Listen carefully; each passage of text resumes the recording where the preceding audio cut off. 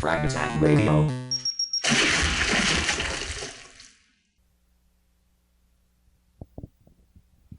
Ladies and gentlemen, welcome back to another episode of Frag Tag Radio. Here with you today is your boy Pradius, and just finished watching the Xbox E3 media briefing for this year. So just kind of wanted to go through and talk about what was announced, talked about during the show, and give y'all my reactions on that. So first out, they came out the gate with the Xbox One S, which is the new slim Xbox One. It seemed to definitely a lot sleeker. They say 40% smaller than the regular Xbox One. Also has a not only capable of streaming 4K video, but also has a 4K Blu-ray player in it, and has HDR gaming, which for those who don't know is high dynamic range. So if you have an HDR TV or a 4K TV, that'll take advantage of those the high dynamic range of colors and spectrum and things like that. As well as the console will automatically upgrade. So if you're playing a game at 900p or 1080p or whatever, it'll automatically upscale that to 4K for your 4K TV, which is really great because currently 4K TVs, most of them already upscale whatever images is being output to 4K anyway. So if you were playing a game like Quantum Break at 900p, and then so the console is upscaling from 900p to 1080p, and then the TV is upscaling again from 1080p to 4K, then the image kind of comes out a little bit grainy in some games. I definitely noticed this in in-game engine cutscenes and things like that in certain games, like the victory screen in Halo 5, and like I said, while playing in Quantum Break, as well as some other games. So that's really good that's going to be out. The power bar is also integrated into the Xbox One S. So the whole Xbox One S is comes in white. You can stand it vertically, and it's going to be starting off at $299.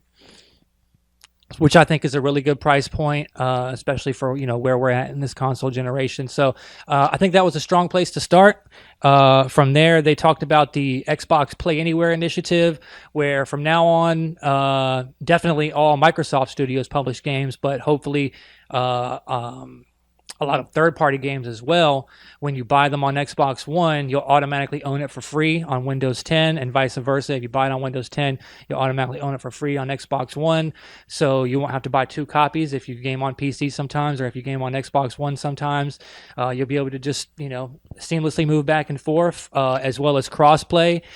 Gears 4, which is the first game they brought up. They showed a bunch of awesome co-op campaign footage. It was looking really great. A lot of cool weather effects with the lightning coming down. They even showed an old Marcus Phoenix sitting in the chair at the end saying "Welcome home, son" to JD, which was really freaking cool. But yeah, so that's going to be cool. It's like Gears of War 4 was looking great. Gears of War 4 will have cross-play between Xbox One and Windows 10, just like Killer Instinct already does, and a bunch of other games that are coming out for Xbox One in the future. I think pretty much just about all games are going to be supported like that going forward. If the game is coming out on Xbox One and Windows 10, it'll just be part of the Xbox Play Anywhere. And, it's all through Xbox Live. So essentially, if you own a PC, then you own an Xbox One now and vice versa. So I think that's really cool with the unified app system coming soon, too. All the apps that come out on the Windows 10 store, we'll get them on Xbox One, vice versa. Really interested to see where that goes. They did a brief Killer Instinct thing to unveil General Ram, which is going to be the next character coming to Killer Instinct. Coming fresh off that Gears 4 campaign gameplay. It was really cool to see General Ram going up against Jago, stabbing the sword into him just like he did Min Kim in Gears 1. So that was really cool. But that was a really short segment, just long enough to show off General Ram. After that was Forza Horizon 3, which is coming September 27th. This time, the Horizon Festival is set in Australia, and it just looks really freaking awesome. It looks like they're putting a lot more fun into it. It's moving more and more away from the simulation of motorsport Forza Motorsport. Now, while the simulation is still in there and you can totally do those type of races, they've got races through the jungle, off-road races they were racing on the beach, on the sand, dirt roads, regular roads, gravel roads, cliff sides. And I think Australia is just a really great location to showcase all those different type of terrains, and it just looked so much fun. And I'm a Forza fan. I'm always excited for a new Forza game, but I think I'm even more excited than usual for Horizon 3 just because of how awesome it looked. It was just amazing looking, and can't wait to get my hands on that later this year. Which that, like I said, will be coming September 27th. After that came ReCore, which this is the game from Inufane and Comcast, and developers from Metroid, who did Metroid Prime, about you play this girl with a little robot, or it's like a little ball that you put into robots and brings them to life. They showed off some of the gameplay for that. It's looking really good. Definitely coming from a really great creator and really good developers. So I have high expectations and high hopes for this game. Really looking forward to it. That will be coming, I believe, September as well. Yes, September 19th. So definitely looking forward to that. They didn't show a whole lot. It was kind of limited gameplay footage, but there was gameplay footage, and it was kind of mixed in with the trailer. So it was kind of going back and forth. But yeah, that was cool looking. After that, Square came on stage, showed off Final Fantasy 15. It was some sort of a epic boss battle, fighting some giant guy trying to take his arm out. Now, if I'm being honest, graphically it looked great. I loved the art design, but the combat just didn't seem that great from the presentation that I saw. Or maybe it was just the dude who was playing. I mean, he kept getting knocked over by the boss over and over and over. It just seemed like he was struggling, or that the game wasn't doing what he probably would have wanted to have done in that situation, to keep jumping on his arm and hitting him. Or maybe he was waiting for certain quick time cues, or I don't know. I mean, it didn't look bad. It just didn't look great either.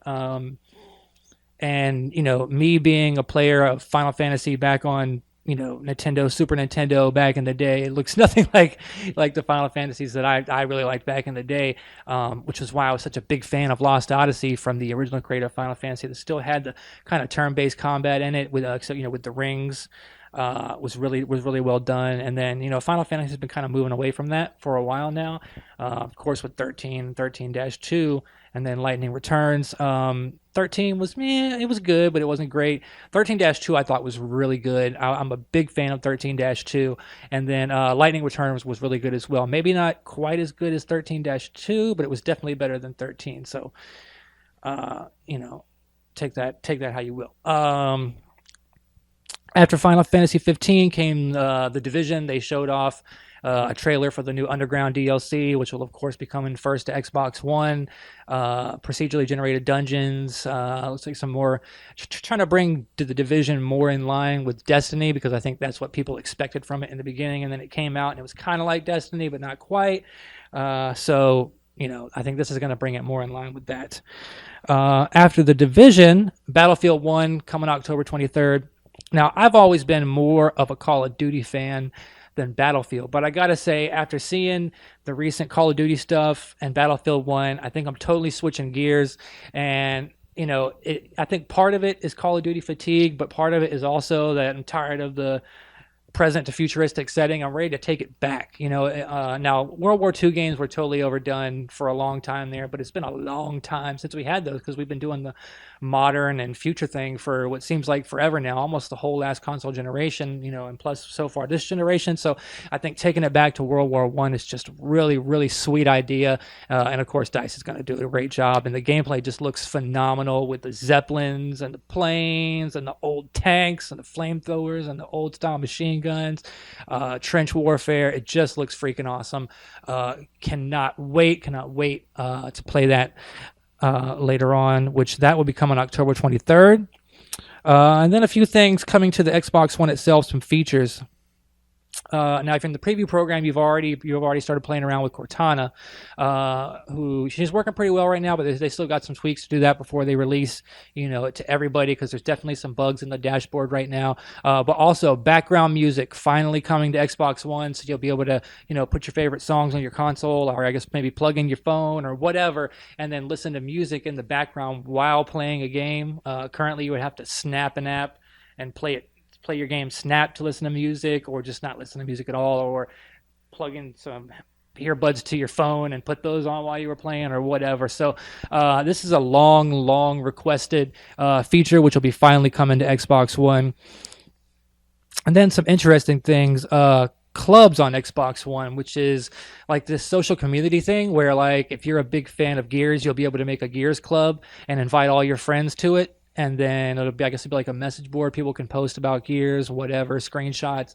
And then I guess anybody else who's in the group, you can set it so they can invite other people, and potentially a group you create can grow without you even sending out invites, based on what the people in your group are doing, who they're inviting. It definitely seems like it could be pretty cool. I'm all about, gaming being more social. So it's definitely got potential, although I'm not sure how it's going to work. Looking for group on Xbox Live, obviously largely inspired by Destiny and all the LFG websites out there for that game. And then, they started popping up for other games. And so I think just integrating that into the console, and I think that just makes it a crap ton easier. Not having to go to these websites. I'm sure websites everywhere, like Destiny LFG, was probably like, oh, damn it, when they saw this announced at the conference today. So, it is what it is. But I think that's going to be an overall great addition for gamers.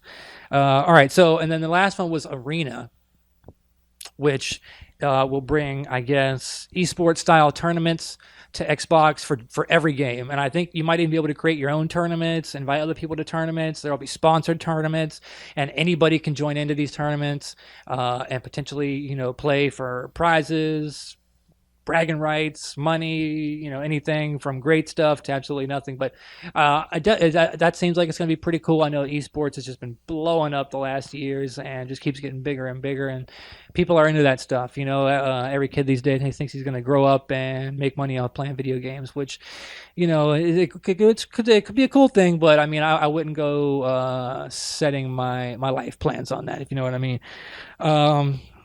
After that was Xbox Design Labs, where you'll be able to customize your own controllers, the colors of the D-pad, the sticks, the colors of the front of the controller, the back of the controller, things like that. That seems like it'll be pretty cool, being able to customize your own controller.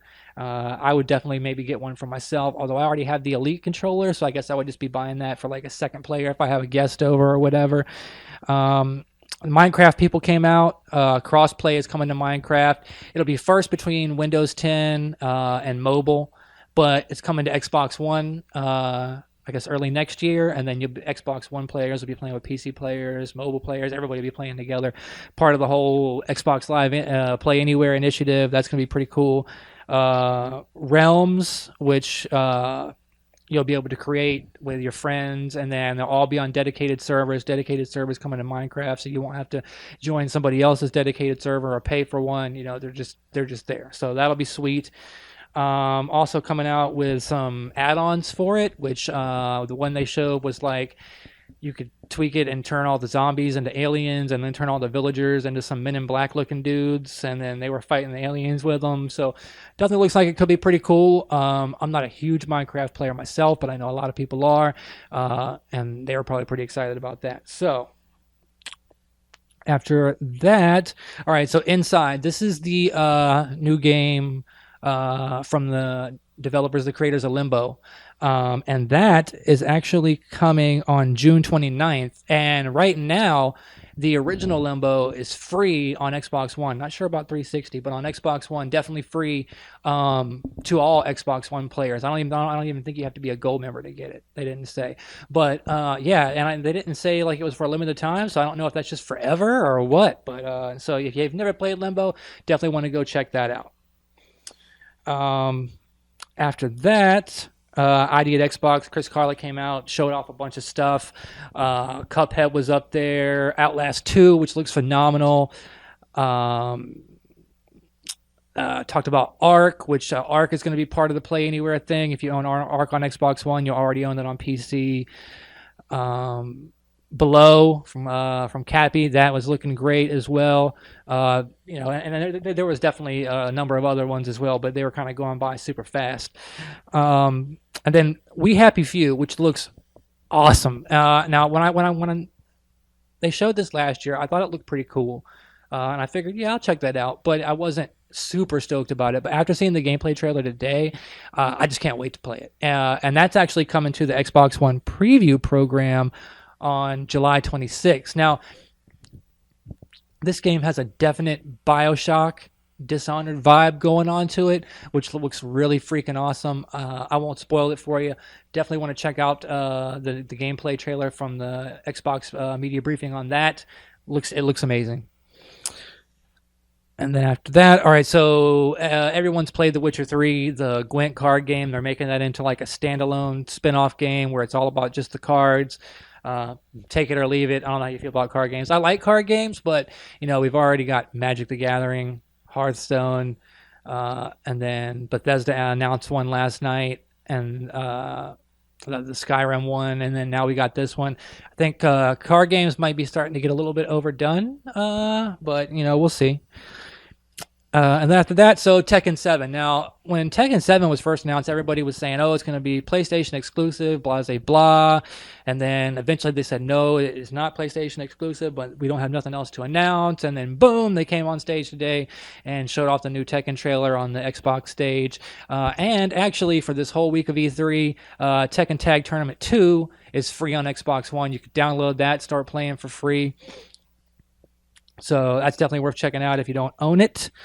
And then after that, Dead Rising 4. Now, this game actually leaked a little bit early this past week, actually. A couple screenshots leaked, the promotional poster leak, blah, blah, blah. So we knew, it was a thing. We knew it was Frank West. We knew it was back in the setting from the original game. But they showed off a lot of the gameplay, which I hadn't seen yet, which looked amazing, amazing, amazing.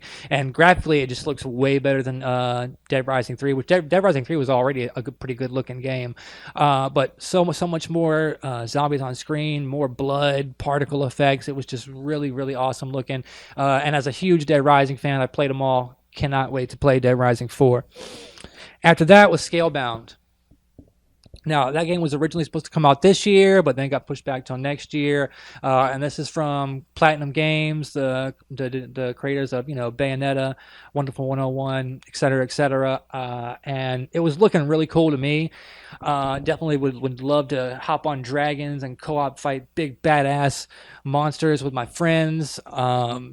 Now, that being said, it didn't have that wow factor where I wish this was out today so I could play it right now. Although, it did look great, and I'm definitely looking forward to playing it. And it's from Platinum, so it's going to be good. The question is, what are they doing with with these gameplay trailers? Because the one last year, was decent looking as well, but it didn't blow my socks off either. So, but like I said, it's Platinum and Bayonetta is amazing, so I figured this has got to be amazing too. Plus the co-op in there, really looking forward to playing it. I just wish they had put together a little bit better of a gameplay trailer for it. And then after that was Sea of Thieves, and they showed off the first actual gameplay footage of that, and that just looks amazing. Jump in there with 4 of your friends, more of your friends, y'all all just hop on a pirate ship together, start sailing off. You run into a ship sailing by of a group of 5 of other people's friends. You start firing at them, start a ship battle on the water. It just looks amazing. Cannot wait to play that. I wish that was out today. That is a game I want to play right now. Sea of Thieves looks amazing, and I believe this is going to be a true return to form for Rare, which is long overdue. So See you, Thieves. All right, so then State of Decay 2, they showed a brief trailer. It wasn't a CGI trailer, but it wasn't exactly a gameplay trailer either. It was more like an engine with the game. It did show exactly what it's going to look like. So that's looking really good. Obviously, that one's going to have co-op this time, at least based on what they were showing in the trailer. That's what it seemed to me. And that's what the first State of Decay was missing. I mean, it was already a great game. It was just missing that co-op, being able to set up your own camp and survive with your friends. I think that's going to bring a whole new dynamic to State of Decay, and cannot wait to play that with my buddies for sure. All right, so then after that, Halo Wars 2, which will be coming out February 21st next year. And the beta actually starts today and runs for the whole week. And of course, that's free, open beta to all Xbox One owners. So between a free copy of Limbo, a free copy of Tekken Tag Tournament, and the Halo Wars 2 beta, you're going to be pretty busy this week. You're not going to be, and on top of keeping up with all the E3 coverage throughout the week and playing these free games, you're going to have some ish going on. So definitely, I thought about playing the Halo Wars 2 beta a little bit before recording this episode, but I decided I want to, get it done, get the show up as quickly as possible, and I'll come back and talk about Halo Wars 2 again, later in the next episode, so you can look forward to that. But then came the end of the conference. Phil Spencer came back out to close out the show, and they announced Project Scorpio, which is the new Xbox One, and they confirmed 6 teraflops, true 4K gaming. They didn't talk about a price point, but they did say holiday 2017. So, this year, 2016, be the Xbox 360S, and then next year, 2017, Project Scorpio, which the name will probably change between now and then for sure. They might even just go back to calling it regular Xbox, knock the one off, and it'll just be Xbox from now on, because the whole message here was blending generations and no boundaries and blah, blah, blah. And they pretty much said this is the last console generation.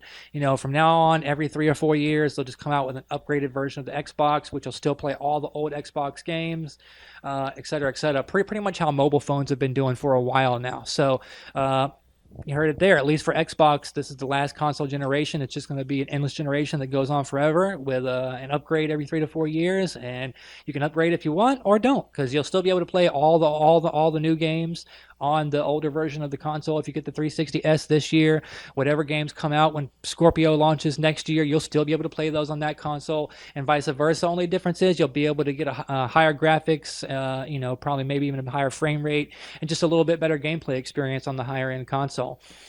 So nothing to worry about there, and I thought that was amazing that they had decided to announce it today, because Sony already came out and said they're not talking about Neo at E3 this year, which is going to be their upgraded thing, which is supposedly around 4 teraflops, which is going to make the Xbox Project Scorpio a good 30 to 40% more powerful than the PlayStation Neo.